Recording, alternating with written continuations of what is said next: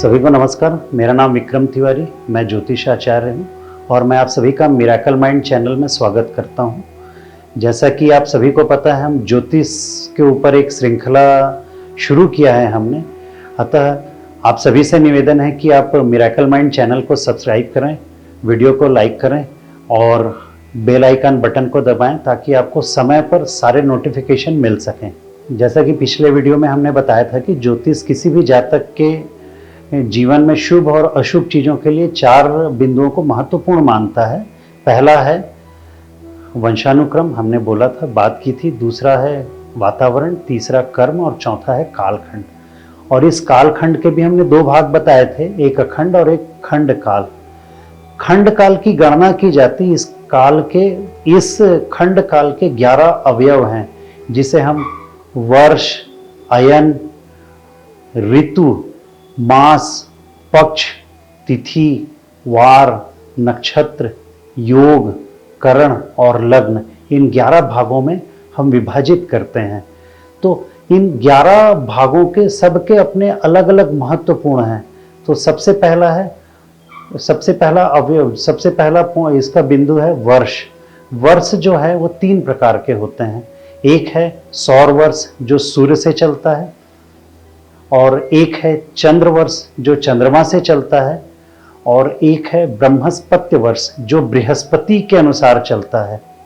सौर वर्ष के बारे में हम सबको ही जानते हैं कि यह सूर्यदेव मेष से लेके मीन पर्यंत जो उनकी हर राशियों में प्रवेश करना रहता है, ये सारा कुछ 12 राशियों को वो 365 दिन में पूरा कर लेते हैं। औसतन सूर्यदेव की गति रोज 1 डिग्री होती है।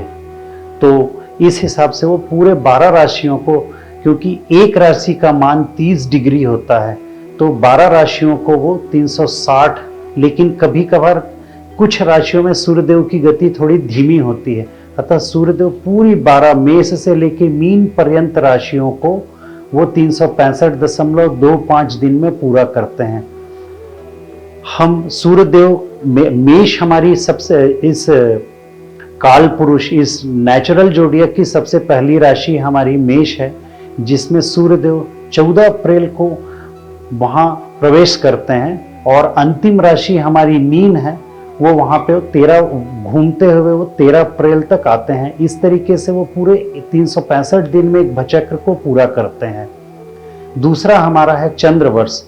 चंद्रमा पूरी 12 राशियों को पूरा 1 महीने में करता है, क्योंकि इसमें हम चंद्रमा के लिए हम चंद्रमा को हम पक्षों के अनुसार देखते हैं।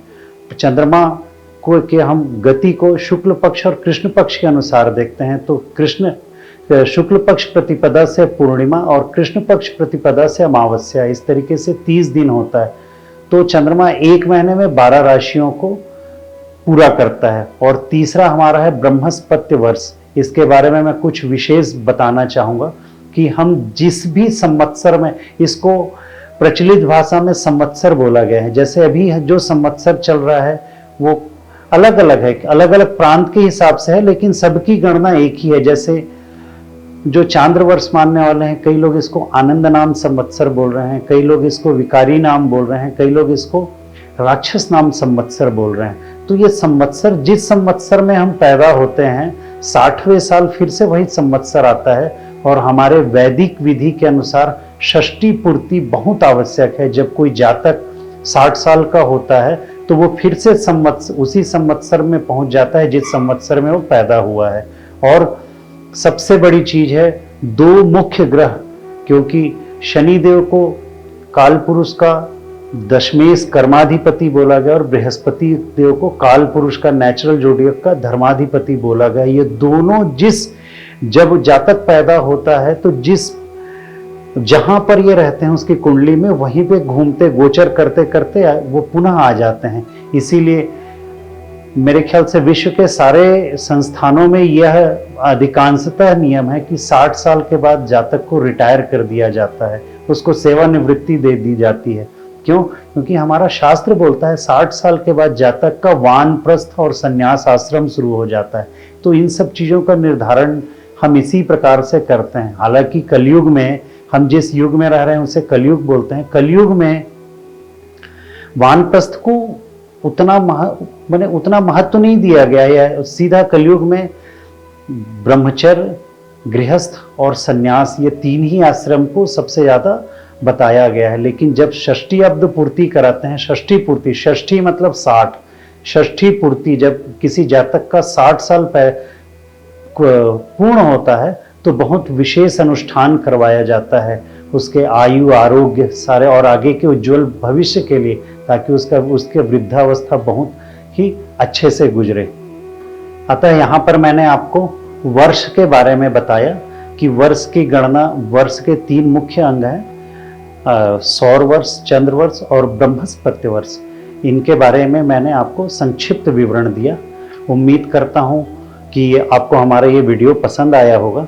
और पुनः आप सभी से निवेदन है कि मिरेकल माइंड चैनल को सब्सक्राइब करें, वीडियोस को लाइक करें, बेल आइकन बटन को दबाएं ताकि आपको आने वाले सारे नोटिफिकेशन समय पे प्राप्त हो सकें। नमस्कार।